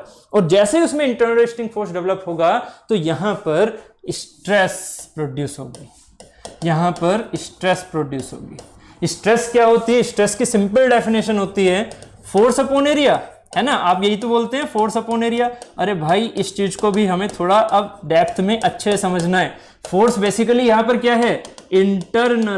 Internal resisting force. ये फोर्स मेरा एक्सटर्नल नहीं है, ये मेरा है internal resisting force per unit area, या फिर एक पर्टिकुलर पॉइंट पर लगने वाला इंटरनल रेजिस्टिंग फोर्स। ये होती है मेरी स्ट्रेस की डेफिनेशन, ठीक है। क्योंकि वो इक्विलिब्रियम में है इस वजह से internal resisting force external force के बराबर हो जाता है, क्योंकि वो इक्विलिब्रियम में है। मैंने बोला है सोम हमेशा इक्विलिब्रियम में चलती है, तो इक्विलिब्रियम की वजह से हम मैग्नीट्यूड जो होता है इंटरनल रेजिस्टिंग फोर्स का वो एक्सटर्नल फोर्स के बराबर हो जाता है। तो आप सीधा गाते रहते हैं कि फोर्स अपॉन एरिया, ठीक है। उम्मीद है समझ में आ रहा होगा। अब तो अब जरा एक सिंपल सी बात बताइएगा, हुक साहब क्या अब अपनी मर्जी से ये कहेंगे कि स्ट्रेस मेरा वो फोर्स है? अब ये हुक साहब अपनी मर्जी से ये बोल देंगे क्या कि स्ट्रेस मेरा ये फोर्स है? तो मैंने तो अभी आपको समझाया delta is proportional to P, उन्होंने ये समझाया delta is proportional to P. P एक एक्सटर्नल फोर्स है जो कि इंडिपेंडेंट वेरिएबल है, डेल्टा हमारा डिपेंडेंट वेरिएबल है क्योंकि वो डेल्टा फोर्स के बाद ही आता है। तो ये सारी चीजें क्या हो रही हैं? डिपेंडेंट बनती जा रही हैं, किसकी? एक्सटर्नल फोर्स की। बट जो स्ट्रेस है उसमें एक्सटर्नल फोर्स नहीं है भाई, एक वर्ड भी मैं यूज नहीं कर रहा, एक्सटर्नल नहीं है, वो इंटरनल है। तो जरा अब सोचिएगा, स्ट्रेन होने के बाद ही तो स्ट्रेस आएगी ना, समझो इसको, स्ट्रेन होने के बाद ही तो स्ट्रेस आएगी, स्ट्रेस होने के बाद स्ट्रेन आएगी क्या भाई? नहीं ना। तो आपको ये सीक्वेंस समझ में आना चाहिए। तो यहां पर strain is proportional to stress, formula ऐसे ही तो निकल के आएगा ना। Strain is the independent variable for the stress, strain is the independent variable for the stress, क्योंकि ये फ्लो डायग्राम हमारा कैसे जा रहा है? ऐसे। ये फ्लो डायग्राम हमारा ऐसे जा रहा है इधर से। तो सबसे ज्यादा इंडिपेंडेंट कौन सी चीज है? फोर्स। इस फोर्स की, एक्सटर्नल फोर्स की वजह से ये चीजें आ रही है। गलती हम सिर्फ यहां कर देते हैं। ये मेरा फोर्स क्या है? इंटरनल रेजिस्टिंग फोर्स है, ना कि एक्सटर्नल। ये इक्विलिब्रियम की वजह से मैग्नीट्यूड में एक्सटर्नल के बराबर हो जाता है और वहीं से आप बेवकूफ बन जाते हो, ठीक है। तो प्लीज अगर जिन्होंने भी इस डेप्थ को नहीं समझा था कॉलेज टाइम पर, जिन्होंने भी स्ट्रेस को ऐसे समझा था कि बस फोर्स अपॉन एरिया है, तो वो थोड़ा सा जाग जाओ, ठीक है, और समझो इस चीज को, यहीं से सोम स्टार्ट हो रही है आपकी, ठीक है। तो उम्मीद है यहां पर आप स्ट्रेस की बेसिक डेफिनेशन समझ चुके हो, ठीक है, जो हमें यहां पर यूज करके चलनी है, फोर्स अपॉन एरिया। बाकी मैं स्ट्रेस को चैप्टर 2 में लेके चलूंगा। तो यहां पर स्ट्रेस को हमने समझा फोर्स अपॉन एरिया। तो क्या देखा गया, हम कहानी पर थे कि हुक साहब ने यह देखा कि सर जी ऐसा है कि आप अगर फोर्स लगाते हो तो डिफॉर्मेशन बढ़ रहा होता है। तो हुक साहब ने यह चेक किया कि सर ऐसे हो रहा है कि फोर्स जो बढ़ रहा है हमारा वो लीनियर जा रहा है, जो फोर्स बढ़ रहा है वो लीनियर जा रहा है। समझिएगा इस चीज को, जो मेरा फोर्स बढ़ रहा है, ठीक है, जो मेरा फोर्स बढ़ रहा है वो मेरा लीनियर बढ़ रहा है। एक सेकंड बस, जो मेरा यहां पर फोर्स बढ़ रहा है वो मेरा लीनियरली बढ़ रहा है, ऐसे ऐसे लीनियरली समझते हैं ना, y इक्वल टू mx है ना। जैसे जैसे आप x के अंतराल बढ़ाओगे, जैसे जैसे आप x के ड्यूरेशन बढ़ाओगे, y के भी सेम tan थीटा लेते हुए ड्यूरेशन बढ़ेंगे। अब ये देखो मैथ्स वाली चीजें मैं आपको बहुत ज्यादा डेप्थ में नहीं बताने वाला, मैं ये मान के चल रहा हूं कि मैथ्स आपको आता है, मैं ये मान के चल रहा हूं मैथ्स आपको आता है। बाकी मैंने आपको एकदम फ्री छोड़ा हुआ है, ऐप पर आप अपने आराम से क्वेश्चन पूछ सकते हो, ऐप पर बिल्कुल क्वेश्चन पूछ सकते हो कि सर हमें मैथ भी नहीं आता है, थोड़ा मैथ के हिसाब से समझा दो, बिल्कुल आप बोल सकते हो वहां पर, ठीक है। बट यहां मैं बात कर रहा हूं ऐसा समझ के कि आपको मैथ्स आता है, आपको tan थीटा का कॉन्सेप्ट आता है। तो जरा लीनियर रिलेशन की बात करूं तो लीनियर रिलेशन ऐसे जाएगा, यही हुक साहब ने देखा क्या, कि जो मेरा रेशो होता है, जो मेरा यहां पर रेशो आता है, जो मेरा ये थीटा एंगल बन के आता है वो मेरा कांस्टेंट आ रहा है। जैसे जैसे मैं डेल्टा को बढ़ा रहा हूं, जैसे जैसे मैं फोर्स को बढ़ा रहा हूं, मान लेते हैं, चलो मैं थोड़ा सा एग्जांपल लेके चल लेता हूं जल्दी से। मान लेते हैं 10 न्यूटन है, तो 10 न्यूटन पर मान लेते हैं हमने 0.1 mm लेके चले, 0.1 mm का डिफॉर्मेशन आ गया। तो अब अगर मैं 20 बोलता हूं तो 20 पर अंडरस्टूड है कि यहां पर क्या आएगा, अंडरस्टूड है यहां पर कि क्या आएगा 0.2 mm। और अगर मैं 30 लेके चला तो 30 पर क्या आ रहा है मेरा 0.3 mm। उम्मीद है आप थोड़ी समझ में आ गई होगी मैथ्स भी। तो यहां जो हमारे पास ऐसा रिलेशन आ रहा है, ये किसने प्रूफ किया, ये प्रूफ किया हुक साहब ने एक्सपेरिमेंटल बेस्ड पर, और उसके बाद फर्दर साइंटिस्ट ने एक्सपेरिमेंटल बेस्ड पर ये सारी चीजें प्रूफ की हुई हैं कि हाँ हमारे पास एक पर्टिकुलर मटेरियल में स्टार्टिंग कैरेक्टरिस्टिक्स ऐसी ही आ रही हैं, ऑलमोस्ट फोर्सेस जो हैं वो डेल्टा के प्रोपोर्शनल आ रहे हैं, ठीक है। इसका मतलब क्या हुआ कि यही जो हमारे पास रिलेशन था, उस रिलेशन का ही यूज करके हमने स्ट्रेस स्ट्रेन कर्व बनाया। यहां कुछ हमने पर्टिकुलर अजम्पशन लिए, वो अजम्पशन याद रखिएगा, जो मैं पर्टिकुलर अजम्पशन लेके चल रहा हूं वो अजम्पशन याद रखिएगा आप, ठीक है। यहां पर मैंने आपको इलेक्ट्रिकल भी समझा दी थी, ठीक है, क्योंकि इलेक्ट्रिकल से ही आपका बेस बन के आता था V इक्वल टू IR वाला, ठीक है। तो मैं यहां पर वही चीज आपको लेके चला था, जिससे कि आपको उम्मीद है समझ में आ गया होगा इंडिपेंडेंट और डिपेंडेंट वेरिएबल वाला कॉन्सेप्ट, ठीक है। तो अब देखिएगा यहां कुछ अजम्पशन लिए गए, यहां कुछ अजम्पशन लिए गए। वो अजम्पशन क्या है, वो अजम्पशन ये लिए गए कि अगर जब हम स्ट्रेन को कैलकुलेट कर रहे हैं, हम स्ट्रेन को कैलकुलेट कर रहे हैं, तो हम original dimension, strain equal to change in dimension upon original dimension, उस ओरिजिनल डायमेंशन में इंस्टेंटेनियस डायमेंशन ना लेके सिर्फ और सिर्फ स्टार्टिंग डायमेंशन ले रहे हैं। जबकि स्ट्रेन की एक्चुअल डेफिनेशन ये नहीं होती है, मैंने आपसे बोला है अभी कि जो स्ट्रेन की हमने डेफिनेशन लिखी थी वो क्या था, change in dimension upon original dimension. नहीं, ओरिजिनल डायमेंशन का हमारा सेंस होता है बिल्कुल विदाउट डिफॉर्मेशन वाली डायमेंशन, ठीक है। बट यहां स्ट्रेन की जो डेफिनेशन होती है, जो एक्चुअल डेफिनेशन है, वो मैं चैप्टर 2 में समझाऊंगा आपको कि एक्चुअल में स्ट्रेन की डेफिनेशन क्या है, ठीक है। अभी आपकी वही डेफिनेशन में यहां पर लेके चल रहा हूं जो मैंने अभी आपको बताई थी, कौन सी, change in dimension upon original dimension. तो अजम्पशन हमारे क्या है कि जो इसकी ओरिजिनल डायमेंशन है वो हम स्टार्टिंग डायमेंशन मान के चल रहे हैं। ओरिजिनल डायमेंशन जो एक वर्ड यूज कर रहे हैं यहां पर, वो हम क्या मान के चल रहे हैं, स्टार्टिंग डायमेंशन। चाहे क्यों ना हम यहां पर पहुंच चुके हों, चाहे क्यों ना हम यहां पर पहुंच चुके हो, मतलब इसमें जो डिफॉर्मेशन है वो चाहे हमारे पास बहुत ज्यादा आ चुका हो, उसके बाद भी हम वहां की जो स्ट्रेन मानेंगे ना, वहां की जो स्ट्रेन मानेंगे, जब इसमें डिफॉर्म हम कर चुके हैं, यहां पर लेके आ गए हैं इसे, तो वहां की जो हम स्ट्रेन मानेंगे वो अभी भी ओरिजिनल डायमेंशन के रेस्पेक्ट में मानी जाएगी। ये हमारा हुक साहब ने अजम्पशन लिया इस स्ट्रेस स्ट्रेन को बनाते हुए, सबसे पहला अजम्पशन, ठीक है। ओरिजिनल डायमेंशन स्टार्टिंग डायमेंशन मान के चलनी है। दूसरा अजम्पशन आफ्टर डिफॉर्मेशन, डिफॉर्मेशन हो रहा है, बिल्कुल हो रहा है, फोर्स लग रही है, डिफॉर्मेशन हो रहा है, एरिया इसका चेंज होगा, हम बिल्कुल सोचते हैं कि सर एरिया चेंज होता है, एरिया चेंज होता है, हम ऐसे सोच के चलते हैं, एरिया चेंज कर लो अपने माइंड में, ठीक है। एक्चुअल में एरिया चेंज होता है नहीं होता है वो कहानी में पॉइजन्स रेशियो में बताऊंगा आपको चैप्टर 2 में, ठीक है। अभी जरा समझो इसको, अगर इसमें फोर्स आप लगा रहे हो तो अपने माइंड में जब हम सोचते हैं एरिया चेंज हो रहा है और फोर्स बढ़ रही है, हमें एक्चुअली एक कंडीशन मान के चलते हैं कि डेंसिटी सेम है, जबकि डेंसिटी भी कहीं कहीं मटेरियल की चेंज हो जाती है। तो फोर्स अगर हम लगा रहे हैं तो एरिया अगर हमारा चेंज हो रहा है तो जरा सोचिएगा एरिया एक पर्टिकुलर डिफॉर्मेशन के बाद तो बहुत ज्यादा चेंज हो जाएगा ना, ठीक है। बट यहां पर हुक साहब ने ये चीज और रखी कि उन्होंने क्या माना, सॉरी,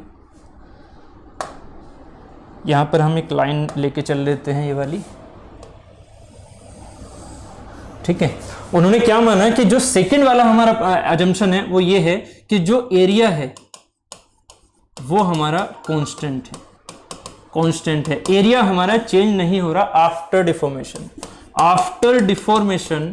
डिफॉर्मेशन तो शुरू से ही हो गया ना, जैसे ही पी फोर्स की वैल्यू 0 से कुछ भी आई बढ़ के सॉरी, तो एरिया क्या है हमारा कांस्टेंट है आफ्टर डिफॉर्मेशन, ये हमने अजम्पशन माना। तो यहां से हमारे पास दो चीजें मिलके आई, क्या दो चीजें जरा सोचिएगा, यहां से हमारे पास दो चीजें मिलके आ रही हैं, कौन कौन सी, जरा इस चीज को देखिएगा, यहां पर कौन कौन सी चीजें मिलके आ रही हैं इस अजम्पशन से। इस अजम्पशन से हमारे पास निकल के आ रहा है, एक तो सिग्मा जो है, स्ट्रेस जो है वो क्या है, P/A है, आपको पता है। अगर मैं यहां पर P/A को कांस्टेंट मान लेता हूं तो सीधा सिग्मा ऐसे ही तो चेंज होगा जैसे कि P चेंज हो रहा है। अगर P चेंज हो रहा है तो सिग्मा चेंज हो रहा है। भाई अजम्पशन हमने क्या मान लिया, A कांस्टेंट, तो सीधा क्या हो गया, सिग्मा जैसे P चेंज होगा वैसे ही सिग्मा चेंज होगा, है ना। बस मैग्नीट्यूड अलग होगा, क्यों, क्योंकि A से वो डिवाइड भी होना है। तो जैसे जैसे P चेंज होगा वैसे वैसे सिग्मा चेंज होगा, पैटर्न तो सेम रहेगा ना। इंपॉर्टेंट क्या है यहां पर, पैटर्न, तो पैटर्न सेम है यहां पर। अगर P हमारा चेंज हो रहा है तो सिग्मा भी उसी पैटर्न में चेंज होगा। दूसरी बात, हमने क्या माना है, एक अजम्पशन माना है L ओरिजिनल सेम। तो एप्सिलॉन क्या है, स्ट्रेन क्या है, स्ट्रेन है हमारे पास डेल्टा/L। अब यहां पर बेसिकली L हमने क्या मानी है, ओरिजिनल लेंथ। आफ्टर डिफॉर्मेशन भी हम हमेशा कहां पर मान रहे हैं, चाहे डिफॉर्मेशन हमारा इंटरमीडिएट स्टेट पर कहीं पहुंच चुका है, ठीक है, एक पर्टिकुलर पॉइंट पर कहीं पहुंच चुका है, फिर भी हम ओरिजिनल डायमेंशन वहां पर क्या लेके चलेंगे, स्टार्टिंग वाली। तो अगर ये हमने ओरिजिनल स्टार्टिंग वाली मानी हुई है तो स्टार्टिंग वाली तो पहले से ही फिक्स हो गई। मान लीजिए स्टार्टिंग लेंथ कितनी है, 100 सेंटीमीटर है, तो 100 सेंटीमीटर से तो डिवाइड करनी है, चाहे कितना भी डिफॉर्मेशन हो जाए। तो इसका मतलब यहां से क्या निकल के आया कि एप्सिलॉन चेंज हो रहा है डेल्टा के चेंज होने के हिसाब से, एप्सिलॉन चेंज हो रहा है डेल्टा चेंज होने के हिसाब से। तो जैसे जैसे डेल्टा चेंज होगा वैसे वैसे एप्सिलॉन चेंज होगा। तो यहां पर भी क्या है मेरा, पैटर्न सेम, यहां पर भी क्या है मेरा, पैटर्न सेम। वैल्यू अलग होगी क्योंकि 100 से डिवाइड करना है, या किसी एक ओरिजिनल लेंथ की जो वैल्यू दे रखी है उससे डिवाइड करना है। वैल्यू अलग होगी बट पैटर्न सेम होगा। तो यहीं से हमारे पास एक चीज समझ में आ रही है, उम्मीद है ये वाली चीज समझ में आ रही है। इन दोनों को पॉइंट वाइज करके अपने माइंड में और अपने शॉर्ट नोट्स में लिख लो, ठीक है। अब यहां पर जो हमने ये पैटर्न समझा था इसको समझो। तो क्या देखा गया कि हुक साहब ने ये बोला कि भाई देखो ऐसा है, अजम्पशन तो मैंने मान ली और उन्हीं अजम्पशन से मैंने यहां पर एक फिगर अब ड्रॉ करना है। तो ये फिगर मैंने पहले से ही ड्रॉ कर रखा है बट वो एक्सपेरिमेंटली ड्रॉ किया गया। तो पहले देखा गया, यहां से इसे ऐसे चलाया गया, देखा कि जो मेरे पास एप्सिलॉन है, ये डायरेक्शन एप्सिलॉन की है, ये डायरेक्शन सिग्मा की है, ठीक है। जैसे कि ये P की थी और ये डेल्टा की थी। तो एप्सिलॉन अगर ऐसे जा रहा है मतलब डेल्टा ऐसे जा रहा है, सिग्मा ऐसे जा रहा है मतलब फोर्स आप ऐसे बढ़ा रहे हो। तो फोर्स बढ़ा रहे हो, समझो जरा, फोर्स बढ़ा रहे हो तो डेल्टा बढ़ रहा है। यहां क्या हो रहा है, यहां फोर्स बढ़ा रहे हो तो डेल्टा बढ़ रहा है, और डेल्टा बढ़ा रहे हो तो एप्सिलॉन बढ़ रहा है, और एप्सिलॉन बढ़ा रहे हो तो सिग्मा बढ़ रहा है। गलती मत करना, एप्सिलॉन बढ़ रहा है तो सिग्मा बढ़ रहा है। बात समझ में आ रही है ना, एप्सिलॉन बढ़ रहा है तो सिग्मा बढ़ रहा है। बात उम्मीद है क्लियर है, ठीक है। तो इसी के हिसाब से मैं यहां पर अगर इस चीज को लेके चला तो मैंने क्या देखा है, हुक साहब ने क्या देखा, साइंटिस्ट साहब ने क्या देखा वहां पर, वो देखिएगा कि स्टार्टिंग वाली जो लाइन आई हमारी, स्टार्टिंग वाली जो लाइन आ रही है यहां पर, ठीक है, स्टार्टिंग वाली जो लाइन आ रही है वो यहां से शुरू हो रही है और यहां से यहां तक चल रही है, मान लीजिए इस पॉइंट तक, ठीक है। जहां तक ये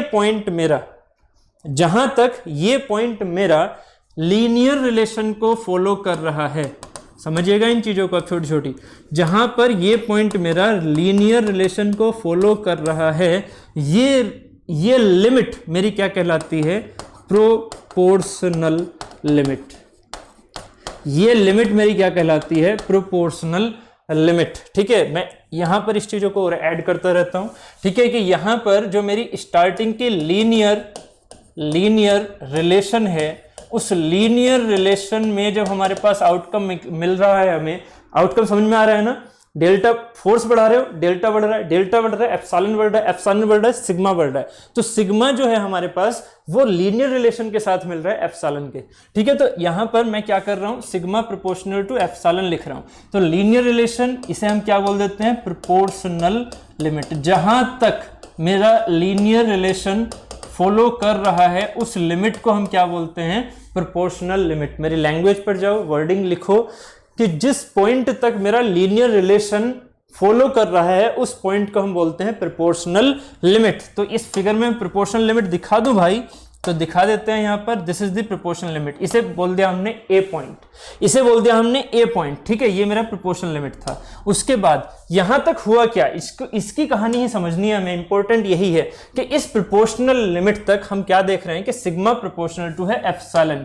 सिग्मा प्रोपोर्शनल टू है एप्सिलॉन, मतलब ये इक्वेशन बन रही है y प्रोपोर्शनल टू x या फिर y इक्वल टू mx। भाई जब हम कह रहे हैं कि ये एक लाइन की इक्वेशन, x की पावर 1 है मतलब लाइन, तो ये अगर एक लाइन इक्वेशन है तो लाइन इक्वेशन कहां तक वैलिड, जहां तक वो लाइन होगी। लाइन या लीनियर इक्वेशन कहां तक वैलिड, जहां तक वो लाइन होगी। और ये लाइन कहां तक होगी, जहां तक ये रूल फॉलो हो रहा होगा। इसी रूल को हम बोलते हैं हुक्स का लॉ, हुक्स लॉ। ठीक है, इसी रूल को हम बोलते हैं हुक्स लॉ। तो यहां सिग्मा प्रोपोर्शनल टू एप्सिलॉन को ही हम आगे लिख देते हैं, सिग्मा प्रोपोर्शनल टू एप्सिलॉन को ही हम आगे लिख देते हैं sigma equal to E epsilon.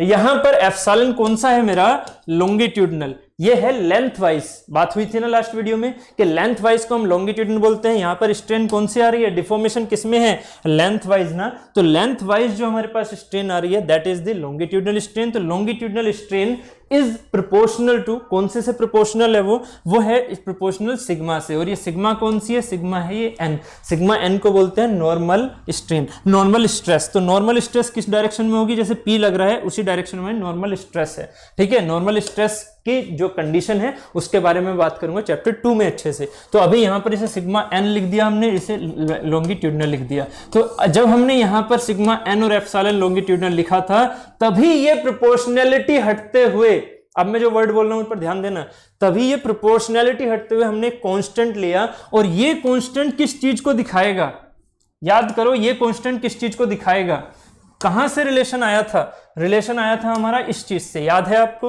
Relation आया था इस चीज से। स्ट्रेन और स्ट्रेस में कौन सी ऐसी चीज है जो कि रिलेशन रखेगी, that is the internal resisting force. Internal resisting force क्यों आता है, स्टेबिलिटी की वजह से। स्टेबल अगर मटेरियल है तो वो क्या करना चाहेगा, अपने आप को रीगेन। और इसी रीगेन प्रॉपर्टी को हम क्या बोलते हैं, यंग्स मॉडुलस ऑफ इलास्टिसिटी। इसी रिगेनिंग प्रॉपर्टी को हम यहां पर क्या बोल रहे हैं कि अपने आप को स्टेबल रखना चाह रहा है। तो रिगेनिंग प्रॉपर्टी ही यहां पर मेरी क्या कहला रही है, यंग्स मॉडुलस ऑफ इलास्टिसिटी। ठीक है, या फिर एक हमारा मॉडुलस रेशियो, मॉडुलस। ठीक है, तो यंग्स मॉडुलस ऑफ इलास्टिसिटी, यहां पर हमने यंग्स मॉडुलस ही क्यों लिया, यहां पर हमने यंग्स मॉडुलस ही क्यों लिया।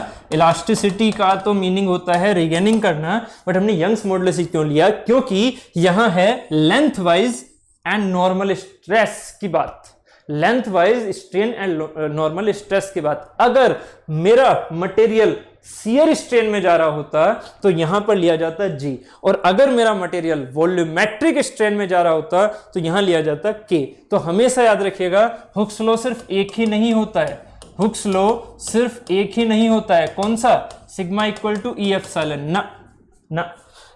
यहां पर हुक्स लॉ के लिए हमें ये पॉइंट भी मिलते हैं, इसको रियल में लिखते हैं ऐसे जब E होता है, इसको लिखते हैं ऐसे जब G होता है या फाई की बात कर रहे होते हैं। और एक होता है हमारे पास sigma hydro equal to K epsilon volumetric. ये तीनों ही हमारे क्या हैं, हुक्स लॉ हैं। तो हुक्स लॉ बेसिकली आप जब भी कहोगे तो ये कहोगे stress is proportional to strain.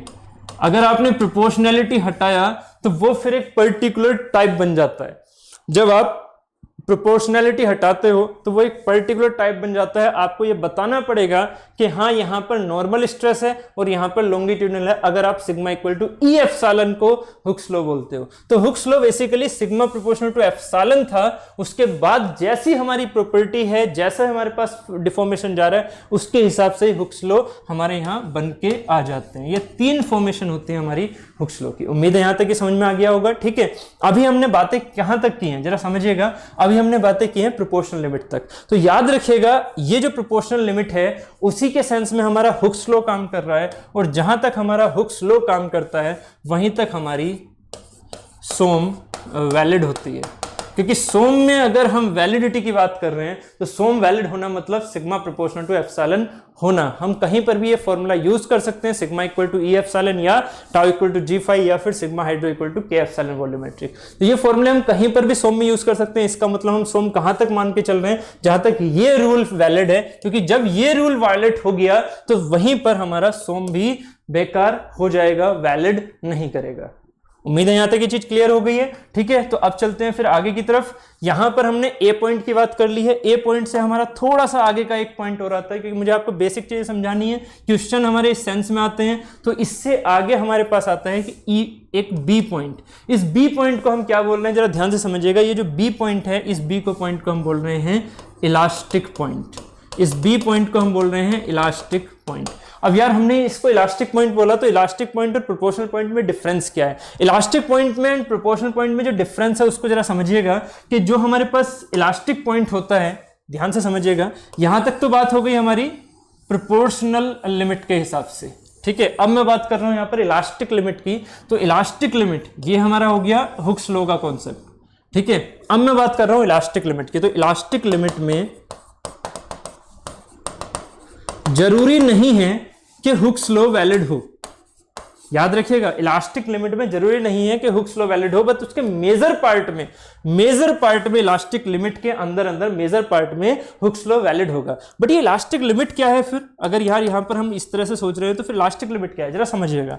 Elastic limit का मतलब ये होता है कि मटेरियल अगर उस पर हम फोर्सेस बढ़ाते जा रहे हैं तो वो डिफॉर्म होता जा रहा है, और जब ये मटेरियल आपका डिफॉर्म होता जा रहा है तो एक पर्टिकुलर सेंस तक तो ये अपने आप को रिगेन करना चाहेगा। भाई स्टेबल है तो स्टेबल क्या है कि मतलब अपने आप को रिगेन करना। तो ये जो अपने आप को रिगेन करना चाह रहा है वो रिगेन कर पा रहा है। इंपॉर्टेंट चीज क्या है कि अगर ये जो चाह रहा है वो ये कर पाए।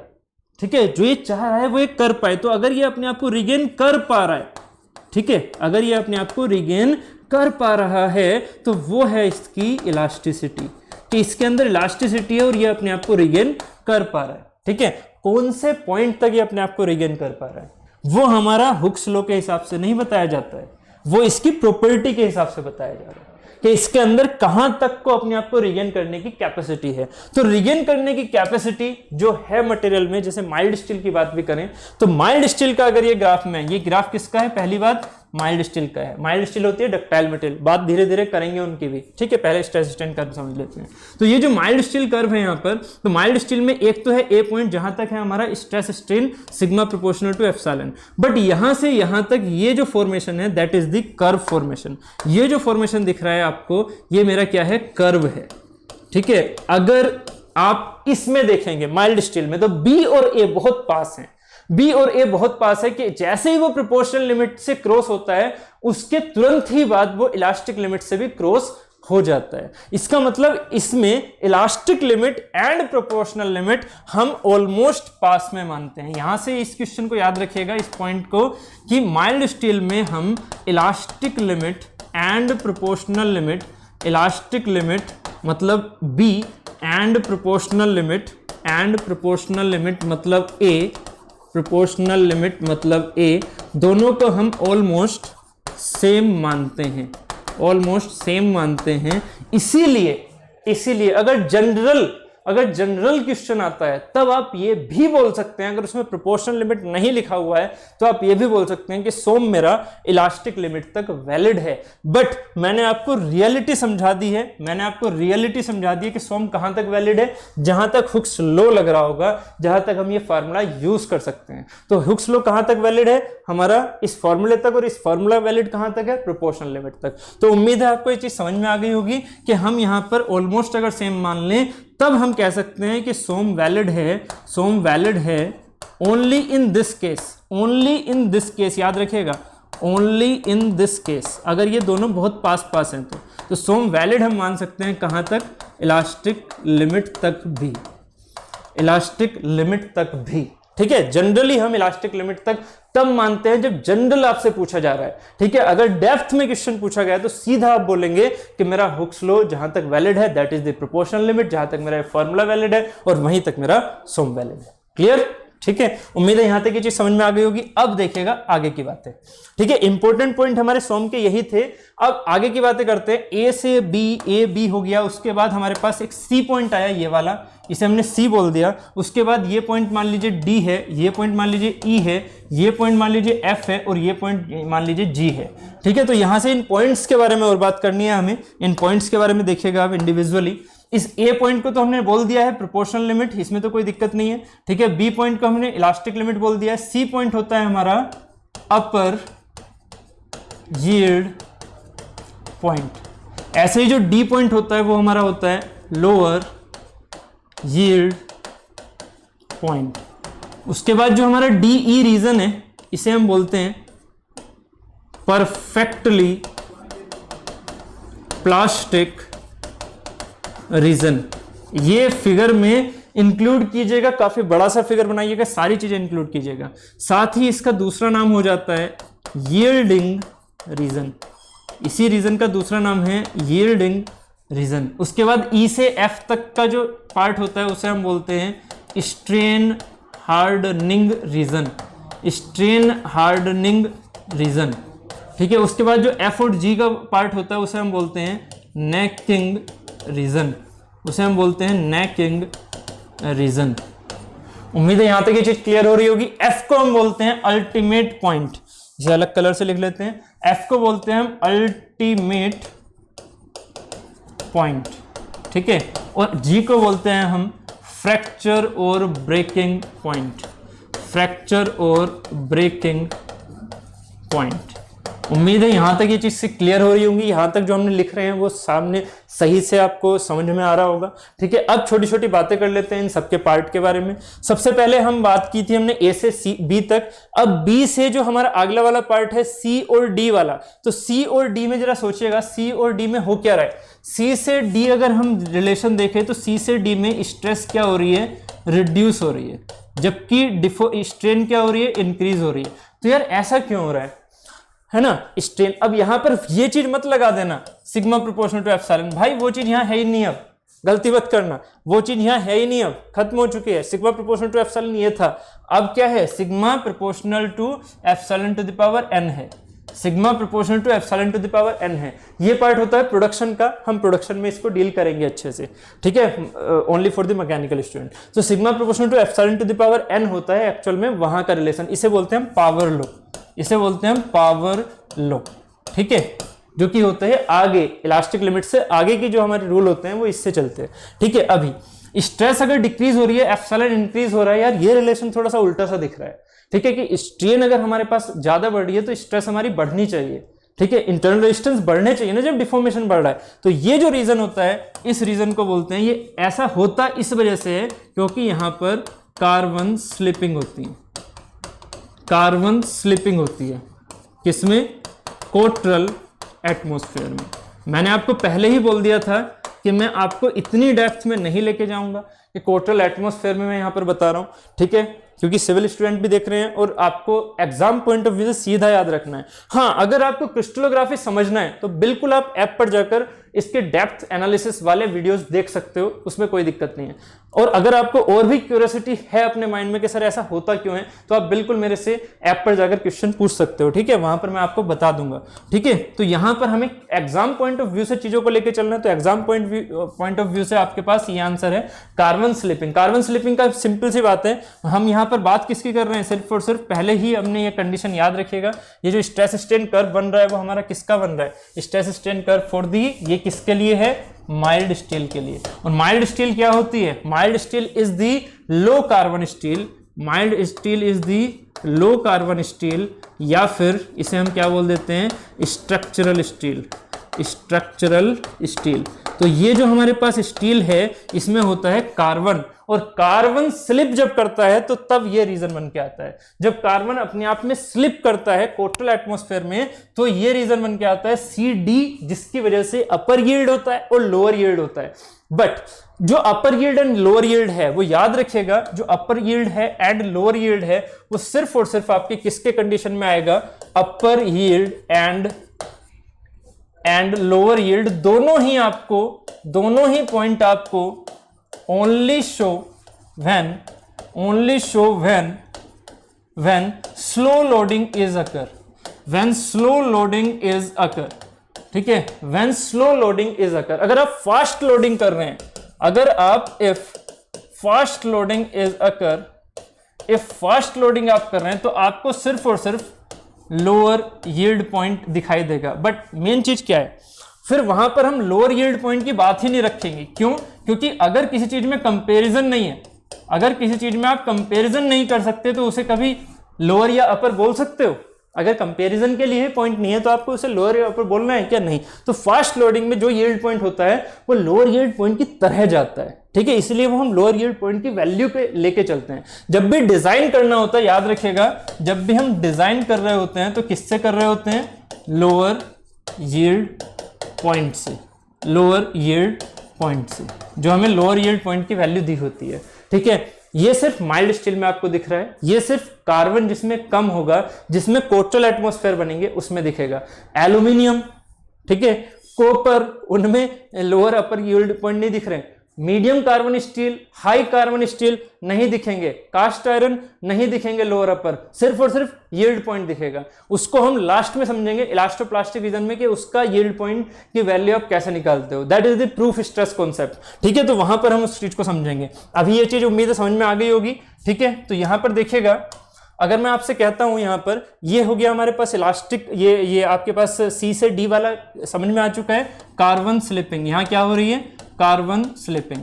इस रीजन को हम क्या बोलते हैं, जिसमें ऑलमोस्ट स्ट्रेस कांस्टेंट होती है, स्ट्रेन ही मिलती जाती है। अब जरा फील करो, एक पार्ट है आपके पास, उसमें आप फोर्स को बढ़ा नहीं रहे हो, ऐसा नहीं कि फोर्स जीरो कर दिया, जीरो करने का मतलब होगा यहां पर आना, फोर्स को आप बढ़ा नहीं रहे हो, बट फोर्स धीरे धीरे धीरे धीरे अभी भी उस पर लगा हुआ है, फोर्स बढ़ा नहीं रहे हो, बट उसमें स्ट्रेन आते जा रहा है। तो ये जो सेंस है ये भी हमारे कोस्टल एटमॉस्फेयर के बाद में जो कंडीशंस बन के आती हैं, ठीक है, उनसे रिलेट करता है। तो यहां पर जो ये यील्डिंग रीजन दिख रहा है इसे हम बोलते हैं यील्डिंग होना, यील्डिंग रीजन। तो यील्डिंग रीजन जो दिख रहा है ये होता है perfectly plastic, almost perfectly plastic. Plastic का मतलब अपने आप को परमानेंट डिफॉर्मेशन में लेते जाना, लेते जाना, लेते जाना, वापस ना करने की कैपेसिटी करना, वापस ना करने की कंडीशन को दिखाना, ठीक है। वापस करने की कंडीशन क्या दिखाती है, इलास्टिसिटी। जबकि वापस ना करने की कंडीशन कि यार मैं जो नई पोजीशन में पहुंच गया हूं मैं उस पोजीशन में स्टेबल रहना चाहता हूं।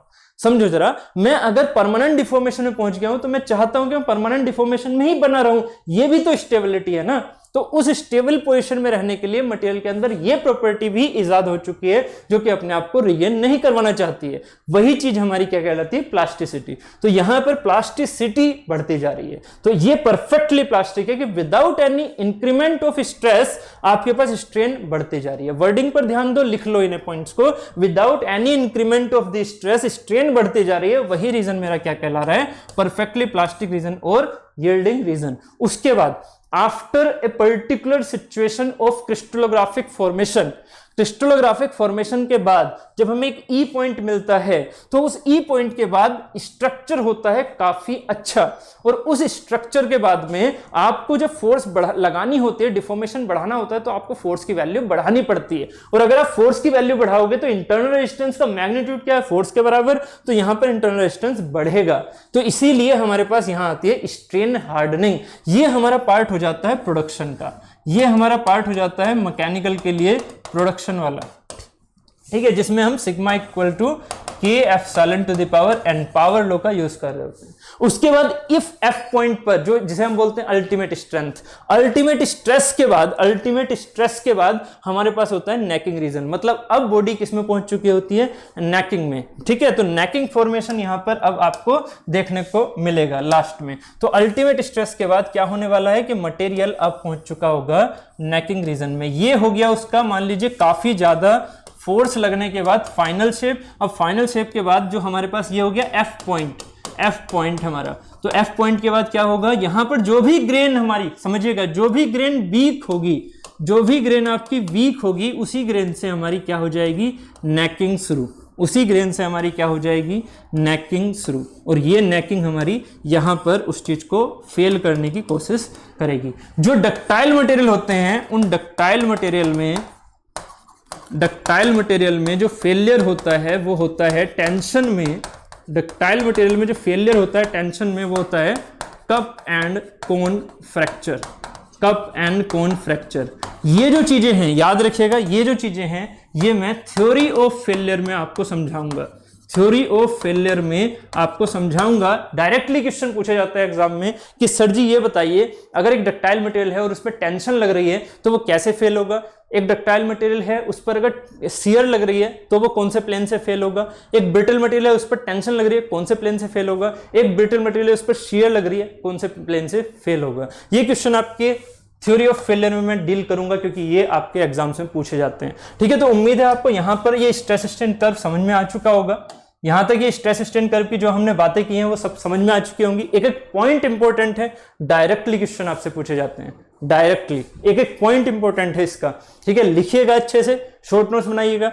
कुछ और क्यूरियोसिटी है इसके अलावा स्ट्रेस स्ट्रेन डायग्राम में समझने से, ठीक है। जो भी चीज आपको ऐसा लगता है कि हाँ हमें थोड़ा क्रिस्टलोग्राफी की स्ट्रक्चर पर भी सर समझा दो, ठीक है, इंडिविजुअल स्टूडेंट को अगर समझना है तो बिल्कुल वो ऐप पर जाकर क्वेश्चन कर सकते हैं, ठीक है। और आपको मैं उस हिसाब से समझा दूंगा, जितनी भी आपकी क्यूरियोसिटी होगी, जितना भी आप चाहते होंगे, ठीक है। उस सेंस में हम चीजों को देख के चलेंगे, ठीक है। एग्जाम पॉइंट ऑफ व्यू से हम ये बातें कर रहे हैं, एग्जाम पॉइंट ऑफ व्यू में हमारे पास ये चीजें आने वाली हैं, ठीक है, जितना भी मैंने आपको समझाया है, ठीक है। इंपॉर्टेंट पॉइंट्स याद रखिएगा, इनके यहां पर ABCDEFG वगैरह के वैल्यूज याद रखिएगा, नाम याद रखिएगा, जो ये रीजन बन रहे हैं उन रीजंस को याद रखिएगा, ठीक है। उसके बाद लास्ट में क्या हो जाता है, फ्रैक्चर, जो से मैंने यहां पर समझाया कि ये लास्ट में क्या हो जाता है, यहां से कप एंड कोन फ्रैक्चर, ये पार्ट अलग, ये पार्ट अलग। इस पॉइंट को हम क्या बोल देंगे, जी पॉइंट। पॉइंट मतलब ये नहीं कि पॉइंट ढूंढ लो, उस स्ट्रेस स्ट्रेन कर्व में जो ये फिनोमिना है, इस फिनोमिना को हम क्या बोलेंगे, जी पॉइंट। एफ पॉइंट क्या है, जब हम अल्टीमेट पर पहुंचे हो, और अल्टीमेट से जब ये वाला फिगर इस तरह से बनते जा रहा है तो इसे हम बोलते हैं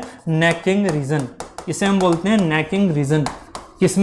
किसमें अपने स्ट्रेस स्ट्रेन कर्व में। उम्मीद है यहां तक ये समझ में आ चुका होगा, ठीक है। तो स्ट्रेस स्ट्रेन कर्व के बाद अब हम चलने वाले हैं कुछ क्वेश्चंस पर स्ट्रेस स्ट्रेन से रिलेटेड, और साथ ही फिर मटेरियल प्रॉपर्टीज पर।